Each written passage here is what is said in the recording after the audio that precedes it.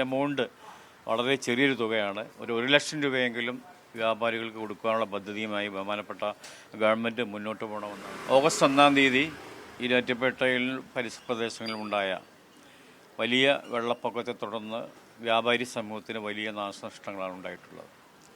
ഏകദേശം 300ഓളം വ്യാപാരികൾക്ക് 30 കോടി രൂപയുടെ നഷ്ടമാണ് സംഘടന കണക്കാക്കുന്നത്.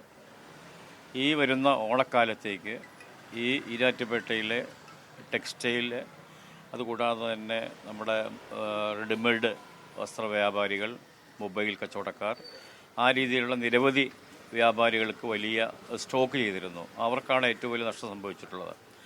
അതുകൂടാതെ നമ്മളെ അറിയാം, ഈരാറ്റുപേട്ട എന്ന് പറയുമ്പോൾ ഒരു സ്പൈസസിൻ്റെ ഏറ്റവും വലിയ വിപണിയാണ്. വലിയ സ്റ്റോക്ക്, ലക്ഷങ്ങളുടെ സ്റ്റോക്ക് നഷ്ടപ്പെട്ട ഒട്ടേറെ വ്യാപാരികൾ നമ്മുടെ ഈരാറ്റുപേട്ടയിലുണ്ട്. ആ നിലയിൽ ബഹുമാനപ്പെട്ട കേരള ഗവൺമെൻറ് 10,000 രൂപ ആദ്യമായി, ചരിത്രത്തിലാദ്യമായി 10,000 രൂപ വ്യാപാരികൾക്ക് നൽകുവാനുള്ള തീരുമാനത്തെ വ്യാപാരി സമൂഹം സ്വാഗതം ചെയ്യുന്നു. പക്ഷേ ഈ എമൗണ്ട് വളരെ ചെറിയൊരു തുകയാണ്. ഒരു 1,00,000 രൂപയെങ്കിലും വ്യാപാരികൾക്ക് കൊടുക്കാനുള്ള പദ്ധതിയുമായി ബഹുമാനപ്പെട്ട ഗവൺമെൻറ് മുന്നോട്ട് പോകണമെന്നാണ് വ്യാപാരി സമൂഹത്തിന് ആവശ്യപ്പെടാനുള്ളത്. അതുകൂടാതെ തന്നെ നമുക്കറിയാം, ഈരാറ്റുപേട്ട എന്ന് പറയുമ്പോൾ വ്യാപാര കേന്ദ്രമാണ്, വിലക്കറവിൻ്റെ ഒരു വലിയ പട്ടണമാണ്.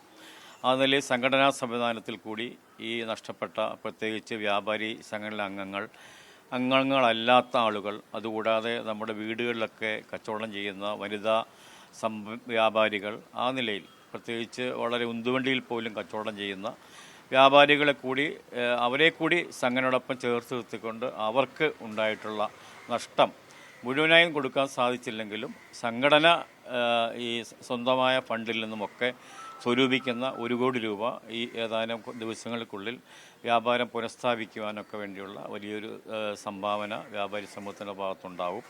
അതുകൂടാതെ തന്നെ നമ്മൾക്കറിയാം, ഈരാറ്റുപേട്ടയിൽ ഏകദേശം 741ഓളം വീടുകളാണ് നഷ്ടപ്പെട്ടുള്ളത്. വീടും കടയും നഷ്ടപ്പെട്ട ഒട്ടേറെ വ്യാപാരികൾ ഈരാറ്റുപേട്ടയിലുണ്ട്. ആ നിലയിൽ അവരെയും കൂടി സഹായിക്കുവാനുള്ള ഒരു ശ്രമം മറ്റ് സന്നദ്ധ സംഘടന ഭാഗത്തുണ്ടാകണമെന്നാണ് ഞങ്ങൾക്ക് പറയാനുള്ളത്.